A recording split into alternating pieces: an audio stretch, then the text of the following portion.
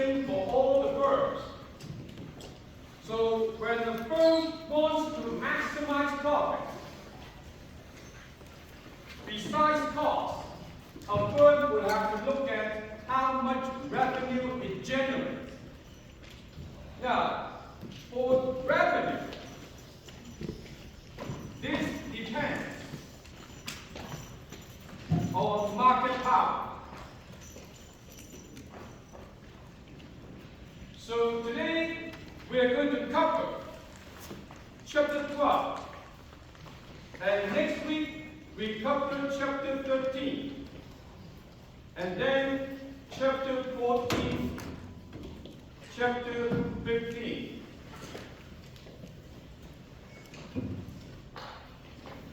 Chapter 12, we talk about perfect competition. Next week, we talk about monopoly. And then the week after, we talk about monopolistic competition.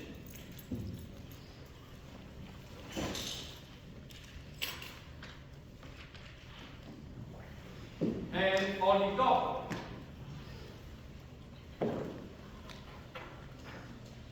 So this week and the next 2 weeks, we will be covering the 4 different types of market structure.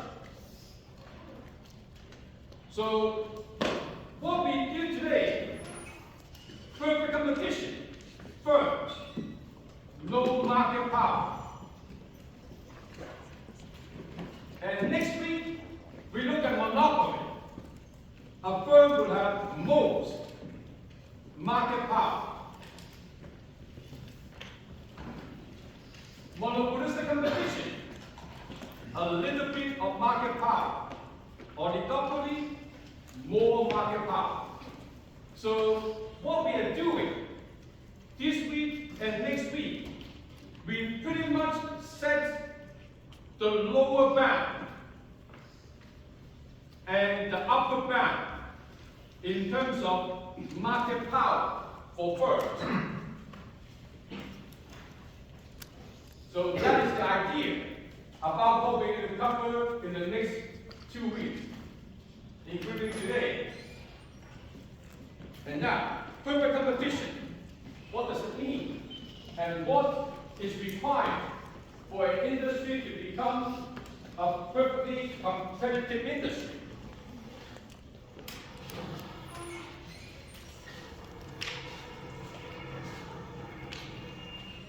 So for perfect competition to exist, these are the conditions that need to be satisfied, or the assumptions that we need to make. First, there must be many buyers and sellers. So what does this assumption do? Where we have many buyers and sellers, which means none can set the market price by its action.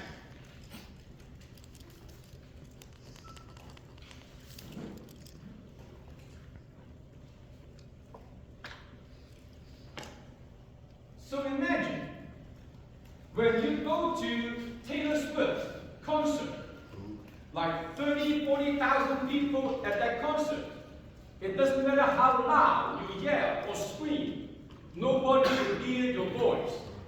And therefore, how loud, how hard you try to scream, it will not affect the noise level at the concert. So your action will not affect the outcome. And because of this, everyone takes the price as given and responds to their own best interest.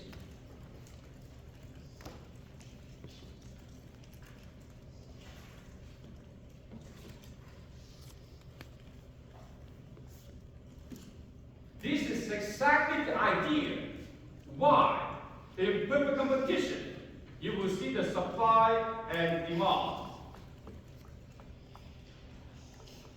And only in perfect competition that you would have the supply curve in there. Because in monopoly, oligopoly, monopolistic competition, there will be no supply curve in the graph. Because when firms have market power, they would not take the market price as given.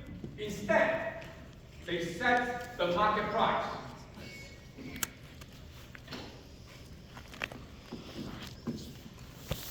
So, the supply curve means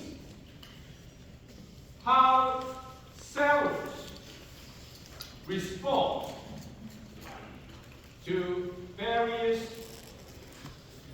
prices with the best quantity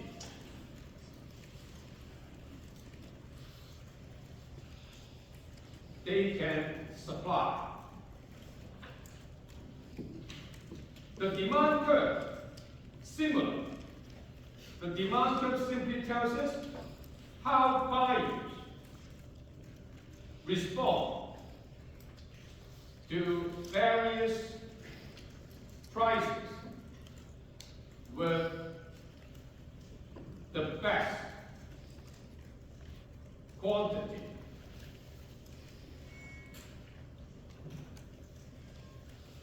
they can buy. In other words, the supply and demand curve telling us how these buyers and sellers behave as the price takers. They cannot set the price. They can only respond to the price. So this is what the first assumption would lead to. Everyone in this market is a price taker. The second assumption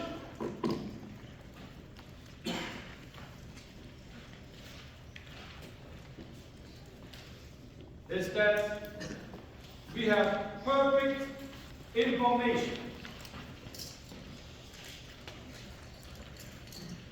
So what this assumption does is that buyers won't be fooled by the sellers, so that they know exactly what the features the product contains. And the sellers cannot fool the buyers by selling the product at a lower price, but with stripped off features. And the buyers will know where to buy the product at the lowest price. On the other hand, the sellers know the least costly way to sell the product. Therefore, every firm has the same cost curve, what we call a representative firm.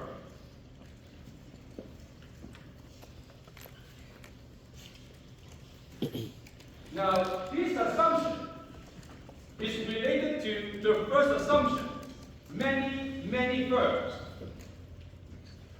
Since every firm has a cost that is the same as other firms, so none of the firms would have cost advantage, and none of the firms can drive other firms out of business. And therefore, all the firms must coexist in the industry. And that's why we will have many firms, because no firms will have cost advantage and to kill other firms.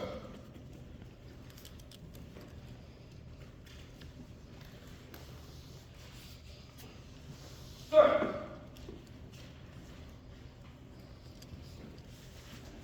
is that buyers consider products from firms are identical. Now, of course, we're talking about the same type of product. So, for example, when you walk into the supermarket, you want to buy some eggs. Extra large eggs, to you, is an extra large egg. It doesn't matter whether the egg comes from Ontario, British Columbia, Manitoba, or even in Arizona. So this is what we call identical product assumption. The buyers, they don't care who makes the product.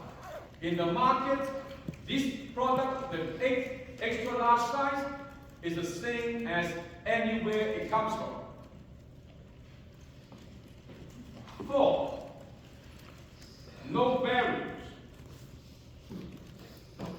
to entry or exit. That is, firms can come in and firms can leave. Nothing can stop them from doing it.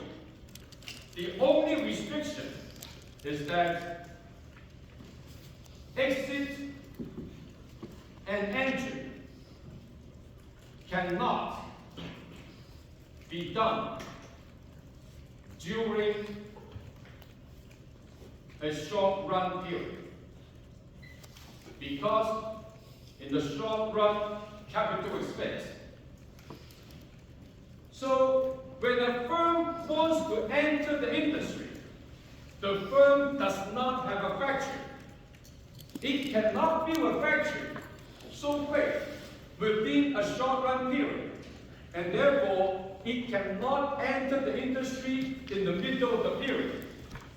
It has to plan and build the factory so that it will take at least one short run period for the firm to get the factory ready and engage and enter the production. So, same argument. A firm would not be able to sell its factory and leave the industry. And therefore, during any given short run period, no firms can enter, no firms can leave. But after the period is over, firms can enter or leave, which is like the intermission between the periods of a hockey game. So, with these 4 assumptions, what do we see is there is no such thing as perfect competition in the real world because no identical products exist. Why? Now, if you try, you know that you put the regular gasoline in your gas tank. The regular gasoline, 87 octane. So you would think that regular gasoline, regular unleaded is regular unleaded, 87 octane. But why people will only go to Shell, Esso, Petro-Canada, or Ultra? Well, because it is different. Whether you fill your gas tank at Canadian Tire Petro-Canada, the reason is, first, location. If you live near a gas station, you tend to go to that gas station all the time. Or if the gas station is convenient, i.e. on the right-hand side of the road, it's more likely you will pull into the gas station. Even though the product itself, the regular gasoline, 87 octane, is the same everywhere, in every gas station. But you are not just buying the gasoline, you are buying a package. Location, convenience, and also the reward point, the loyalty program. And that's why some people will only be going to a particular gas station. So there is no such thing as perfect competition. Then why are we doing perfect competition today? Planning to spend 2 hours. Even though in the real world it doesn't exist, but it gives us the benchmark, the most efficient outcome, the benchmark that we can compare other market structures to look at the efficiency level. So first, we have to distinguish the burden level analysis and the analysis. When we talk about the firm, the demand curve will be lowercase, the quantity will be lowercase. When we talk about market, the demand curve will be uppercase, the quantity will be uppercase, so that we can distinguish whether it is a firm or whether it is a market analysis.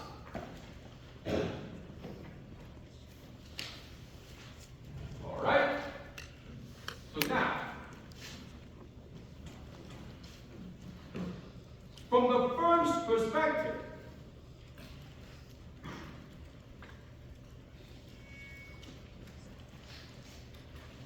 the demand curve is horizontal.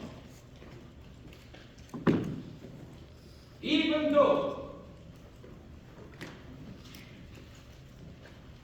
in the market, supply is upward sloping, demand is downward sloping. And this is the market equilibrium price, this is the market equilibrium quantity. So, in the market, the equilibrium price is being determined. And a firm, being a price taker,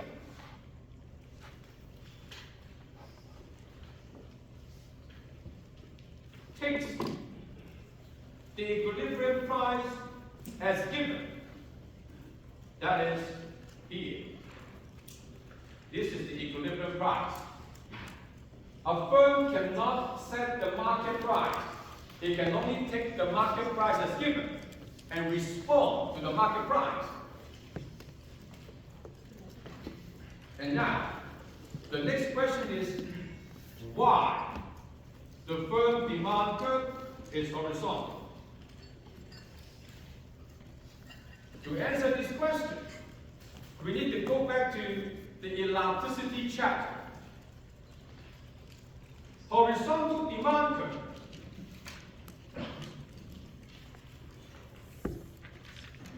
implies perfectly elastic.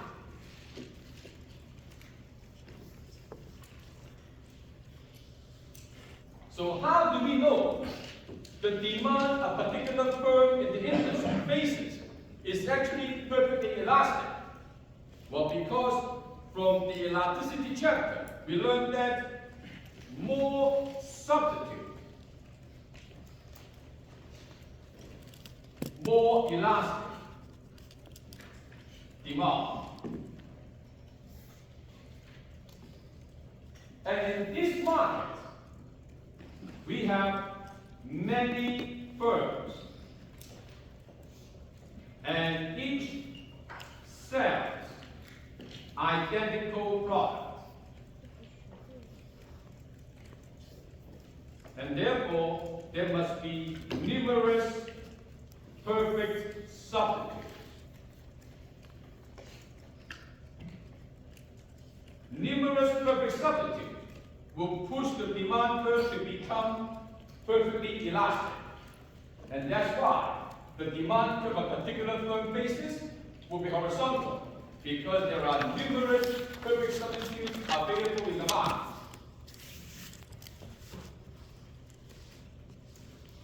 All right? So, with the horizontal demand, it gives us a lot of conveniences in terms of revenue.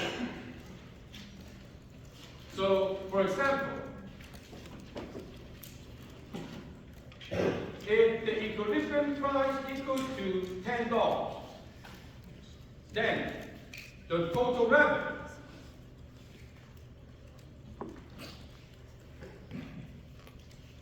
selling 1 unit, you get $10. Selling 2 units, $20. 3 units, $30.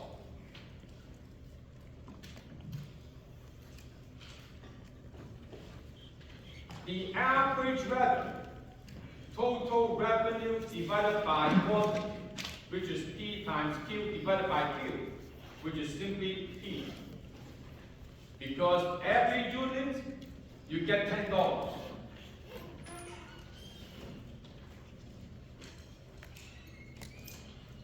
So price equals to average revenue.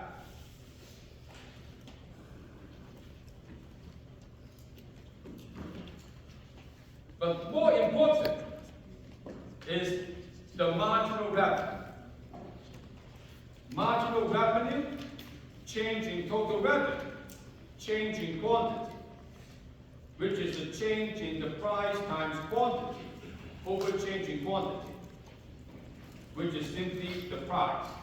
Because selling 1 unit to 2 units, quantity goes up by 1, total revenue goes up by 10, and therefore the marginal revenue is 10. Selling 1 extra unit, you bring $10 extra revenue to the firm. From 2 to 3 units, output goes up by 1, total revenue also goes up by 10. Marginal revenue also equals to 10, which is exactly the price. So the horizontal demand curve is giving up the convenience that price equals to average revenue also equals to marginal revenue. Because every extra unit you sell, you always bring in $10, which is the price. And on average, it doesn't matter how many units you sell, on average, each unit always bring in $10 as well.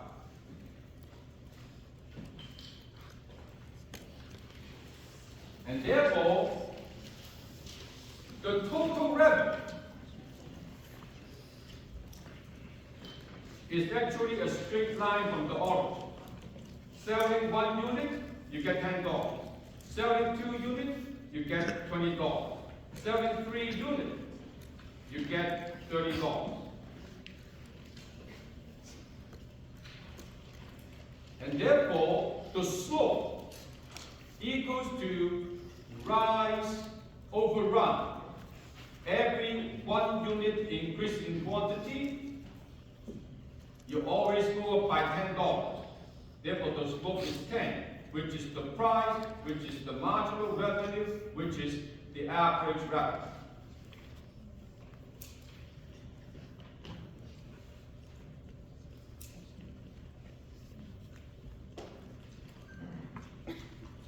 All right? So now, we have learned about the total revenue. Next, we need to figure out the profit maximizing output. So, step 1, we need to figure out the profit maximizing output. That is, how much should the firm produce to get the maximum profit? Because maximizing profit is the firm's only objective to being in business.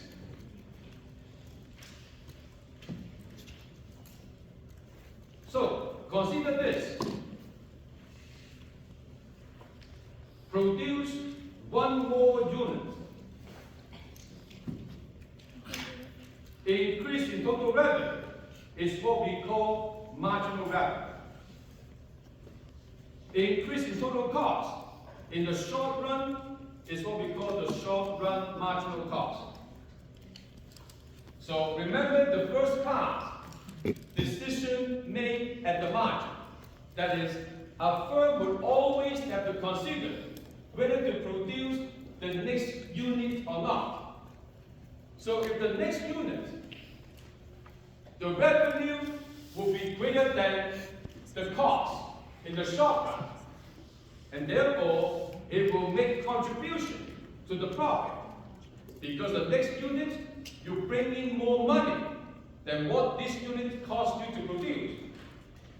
Therefore, you would want to produce that unit. In other words, when the marginal revenue greater than short run marginal cost, in the short run, you would increase output, because that unit is a profitable unit. You want to produce that unit to add more profit. The opposite is true. When marginal revenue is less than the short-run marginal cost, you would actually want to reduce the output so that you can increase profit. In other words, you cut the loss. The less money you lose, the more better off you are. The same as the more money you make in profit, the better off you are. Therefore, increasing profit, cutting loss, they are the same idea.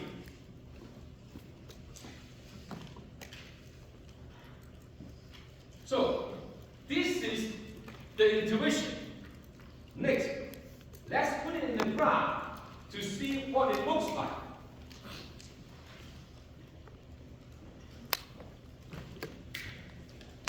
So, we learned last week the short-run marginal cost curve looks like this.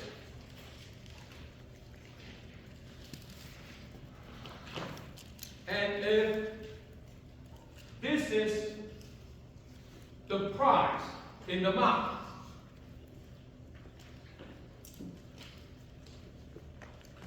which is the marginal revenue. Now imagine, if the firm right now is at this level of output, Q1, should the firm increase output or should the firm reduce output? The next unit, marginal revenue greater than the short-run marginal cost, and therefore you would have incentive to produce the next unit, because that would add extra profit. So whenever the marginal revenue greater than the short-run marginal cost, profit goes up, you want to increase output. That is, you will keep moving to the right. When the marginal revenue is greater than the short-run marginal cost. If you are here, Q2, the short-run marginal cost is greater than the marginal revenue. You are losing money. So if this unit is losing money, you don't want to produce this unit. So when short-run marginal cost greater than marginal revenue, you want to cut that unit so that it can help you reduce the loss. You want to cut output whenever the short-run marginal cost is above the marginal revenue. In other words, to the left or to the right, there's a tendency. The firm will always want to move towards this point, where short-run marginal cost equal to marginal revenue. Because this is the golden rule.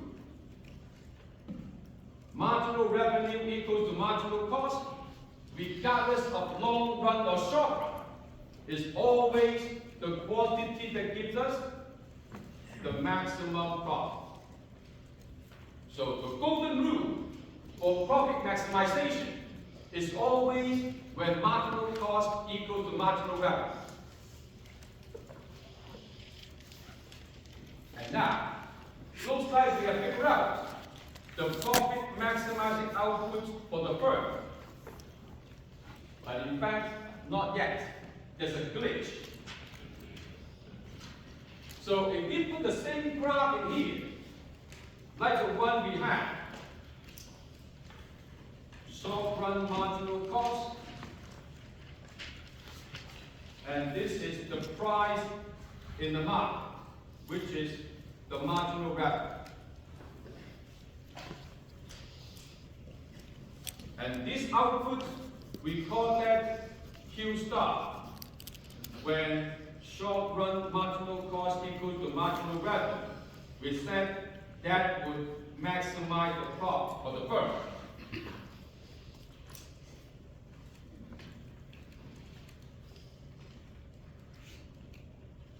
But we have a problem. Because from this graph, you can easily see at this point, the short-run marginal cost also equals to marginal revenue. But why we do not talk about this point? Why we only care about the one on the right-hand side, not the one on the left? The reason is we produce output from the first unit, 1 unit at a time. So imagine, if we produce output from the first unit, 1 unit at a time, all the way to this intersection point, where short-run marginal cost equals to marginal revenue, and we stop there, how big is the profit? Every unit is a money-losing unit. From the first units to here, the short-run marginal cost always greater than marginal revenue. And if you stop here, you will have no chance whatsoever to make a profit, because each of these units, from the first one to here, the cost and the margin is greater than the revenue. You must lose money if you stop there. That's why you will need to move beyond this level so that you have a chance to make some profit, because this is where marginal revenue greater than marginal cost. And hopefully this profit will be big enough to cover the loss in the beginning, so that overall you will still have some positive profit. And this is the reason why we do not talk about this quantity, even though it satisfies the short-run marginal cost equals to marginal revenue. The firm should not settle there, because there is no chance for the firm to make a profit. To try to make a profit, the firm must move beyond this quantity, because all these units are profitable units. All right? So now, we have completed the first step. That is, figure out the profit maximizing output. So step number 1, figure out profit maximizing output. That is, when the marginal revenue, which is the price, equal to short-run marginal cost. This is how we figure out the profit maximizing output. Then next, we need to figure out how big. Tell them I'm busy. Go again. How big is the profit?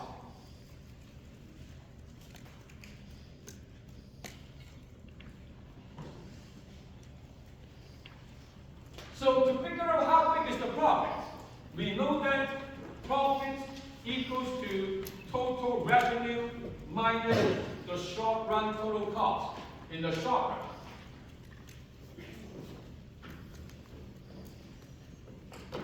Average revenue equals to total revenue divided by the quantity, which is also equal to the price. So in other words, total revenue equal to the price times the quantity.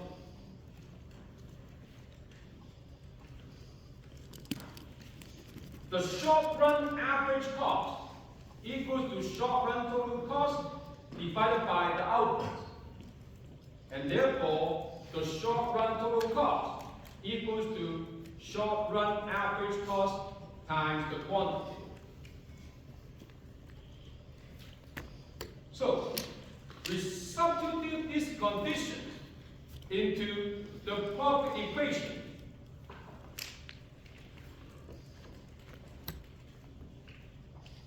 That is, profit can now be written as the price times quantity, which is total revenue, minus the short-run average cost times quantity.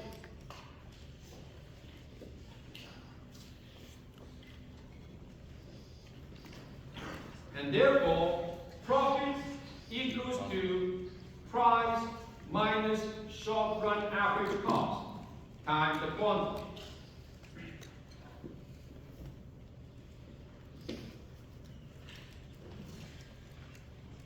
In this bracket, this is the profit per unit, because we have the average revenue equal to price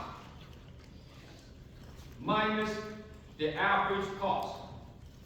So that gives us the profit per unit. And multiplied by the number of units, it will give us the total profit. So this is the idea. Once we have figured out the profit maximizing output, then we can figure out how big the profit the firm is making. So now, let's look at the graph.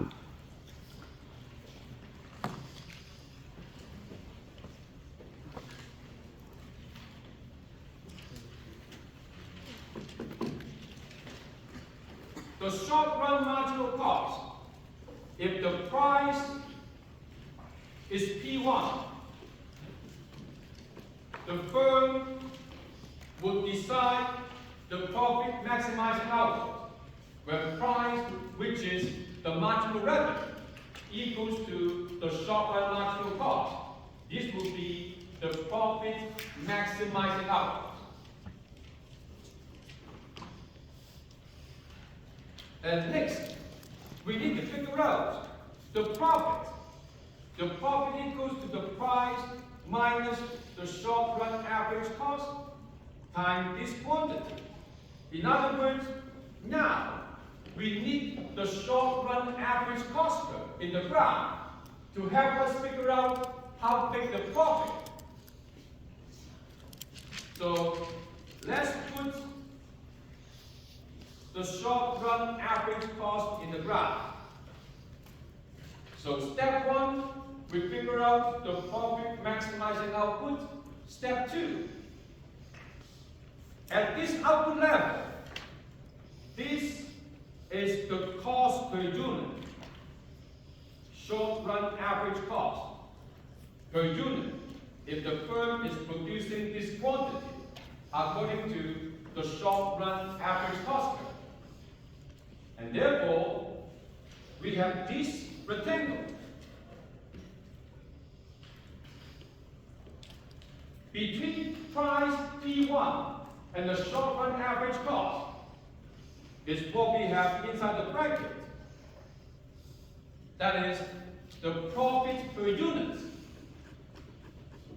And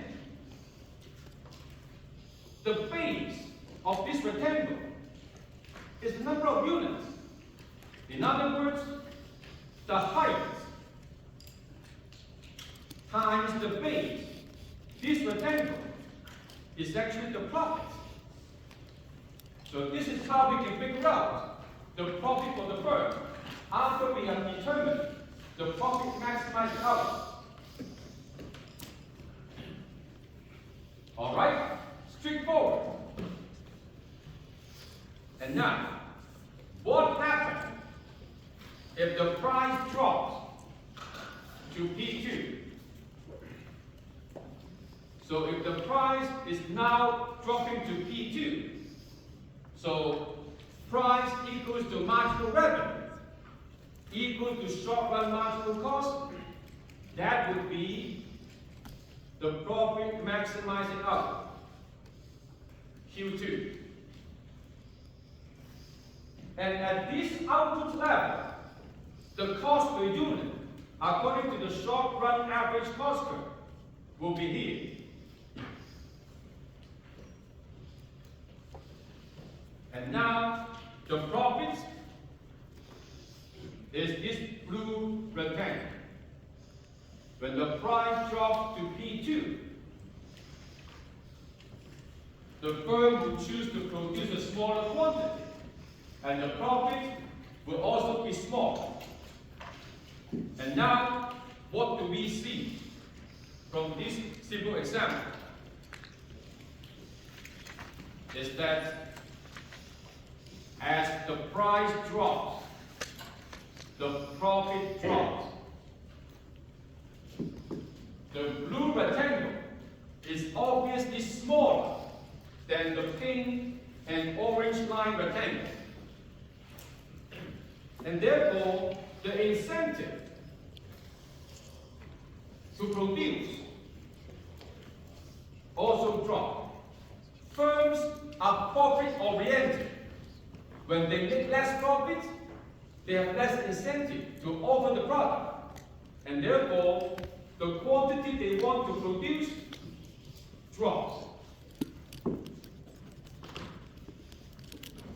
This is another way of proving the law of supply. The price drops, profit drops, less incentive to produce, therefore the quantity supply also drops.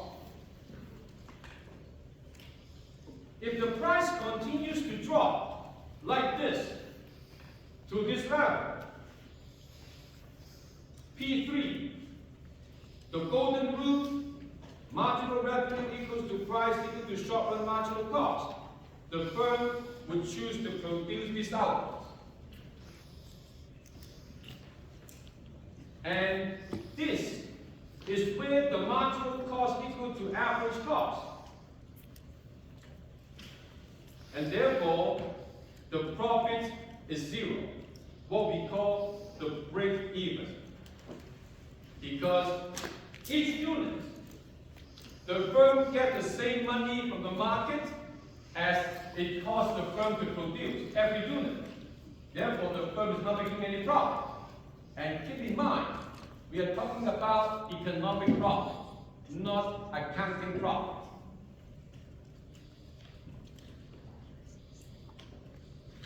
So, at first, when the price is as high as P1, profit was good, price drops, profit drops. Now we get to the break-even point. When the price drops to P3, the firm is just breaking even. You would imagine if the price drops below P3, like this, falling to P4, according to the golden rule, the firm will be producing Q4. But now, the table is turned because the cost per unit is greater than the price. And this purple rectangle actually now represents a loss.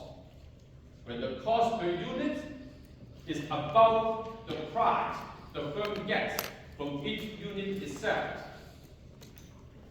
So now the firm is losing money. Yeah? Is this an example of the tendency of the rate for profit to fall? It's an example of the falling rate of profit? Well, when the price drops, what can you expect? Profit but drops, right? So now the price drops below break-even. The firm starts to lose money. The big question is, should the firm continue to produce this output? Before we answer this question, we need to clarify some concept that a lot of the students make mistake on. In the short run, a firm can only shut down. In other words, it still keeps the factory. Because in the short run, the factory is fixed. Whether you use the factory to produce output or not, you have to pay for the rent, for the machine, for the interest rate, for the money you borrow. So in the short run, the firm can only shut down. When the firm shuts down, not hiring any workers, not producing any output.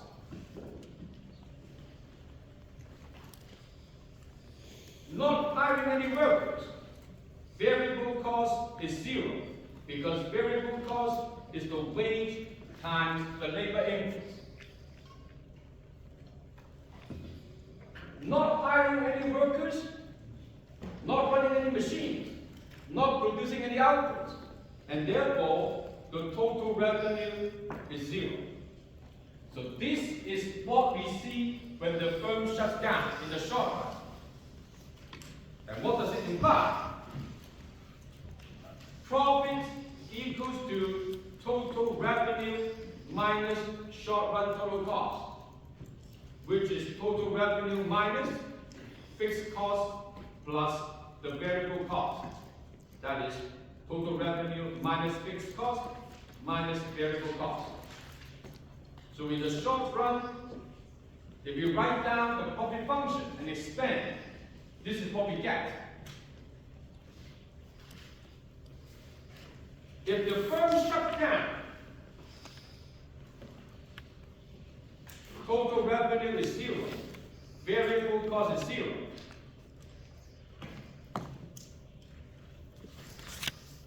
The profit for the firm is negative fixed cost. In other words, if the firm is not producing any output, not hiring any workers in the short run, it shuts down, it will be losing the entire fixed cost. So, if the firm shuts down, it will be losing all the fixed costs.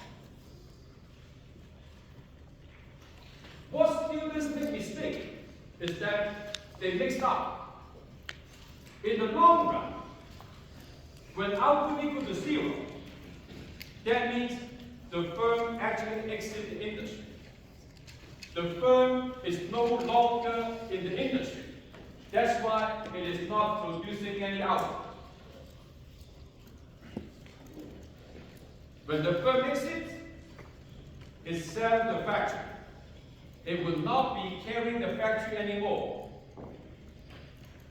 In the short run, the firm does not have enough time to sell the factory. But in the long run, capital input is variable.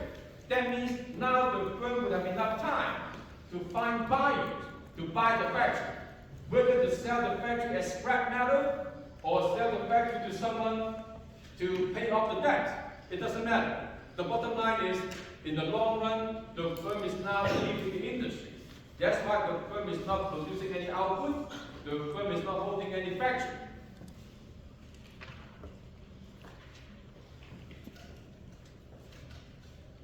And now, if we draw the same graph again, but we focus on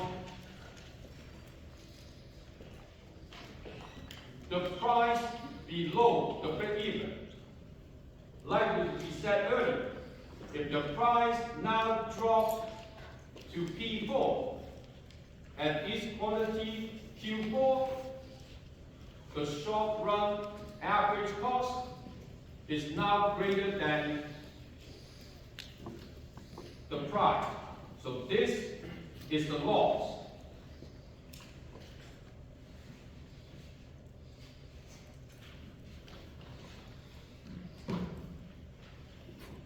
So if you ask 100 people on the streets, your business is losing money in the short run, and you sign the lease, and you still need to pay rent, what should you do? 90% of them would tell you, close the door, so you don't have to lose as much money as this should be. Is that right? So, we have figured out, shut down, the loss equals to fixed cost. If you shut down, you will lose the entire fixed cost. In other words, if you produce this output Q4 such that the loss is less than the fixed cost, then the firm should produce instead of shutting down.